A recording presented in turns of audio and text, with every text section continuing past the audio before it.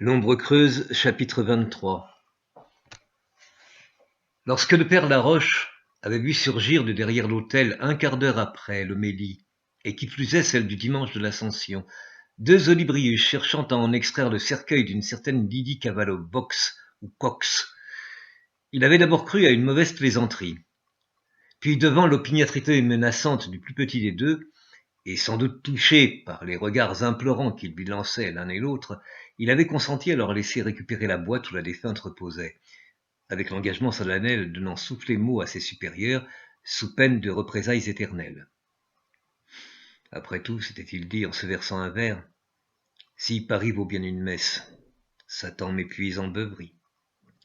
Et cette pensée approximativement anagrammatique avait mis un baume au tourment de son âme. On y est. Alors ? C'est grand. C'est la première fois que je vois la mer. Fais un vœu. Bastille cligna de l'œil et prit une profonde inspiration qui remplit son unique poumon de l'air du grand large. Et, pour apaiser sa douleur, il improvisa ce chant qui s'élança sur les flots dans un galop d'écume. Ils s'en vont vers la mer, les blancs élancements. Le vent qui désespère me redit son tourment, et l'aube à la mesure dans le ciel d'Ahan quand la vague murmure sans fin le même chant. Oh, cette voix lointaine qu'emportent les brisances et le cœur des sirènes dans son lit d'ossements. Si ce chant que soupirent les promesses d'autant me captive et m'attire sur le flot bondissant qu'un soleil catafalque brûle sur l'océan aux lueurs d'oricalque du monde finissant, tous mes souvenirs d'elle auront l'éclat tremblant d'un envol d'hirondelle au ventre palpitant.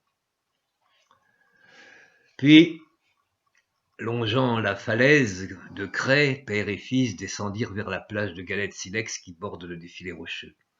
Sur la portion située entre la manne-porte et la porte d'aval, face à l'aiguille, ils déposèrent le matériel de forage qu'ils avaient fait glisser le long de la paroi, disposèrent çà et là des panneaux indiquant danger travaux, conformément au principe selon lequel plus tu es visible, plus tu passes inaperçu, isolèrent l'endroit à l'aide de rubans de signalisation jaunes et noirs, et entreprirent de creuser au pied de la grande falaise blanche. La lumière déclinante du jour accompagnait leurs travaux d'excavation, et pendant qu'ils œuvraient, Simon entendait une voix lui murmurer à l'oreille « C'est bien, c'est bien. Creuse encore, creuse. » Une fois que le trou eut atteint des proportions raisonnables, ils y déposèrent le cercueil de Lydie et retournèrent se coucher dans la camionnette empruntée à un chantier voisin.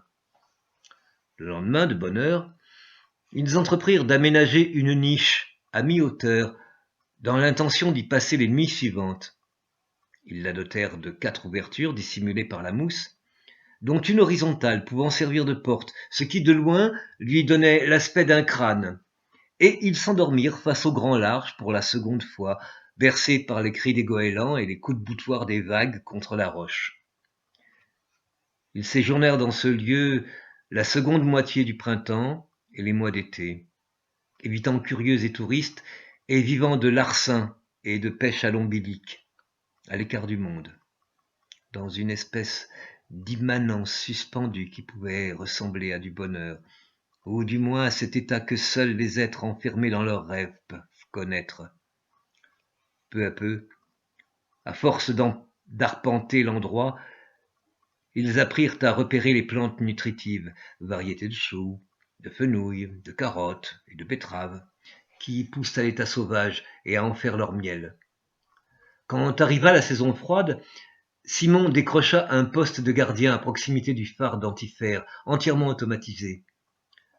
À l'aide de son fils, il y transféra peu à peu la totalité de sa bibliothèque et passa ses journées à lire et à étudier dans les locaux disposés en équerre au pied de cet immense cyclope de 32 mètres de haut. Si en haute mer les phares sont appelés les enfers et sur une île le purgatoire, on les nomme le paradis sur le continent.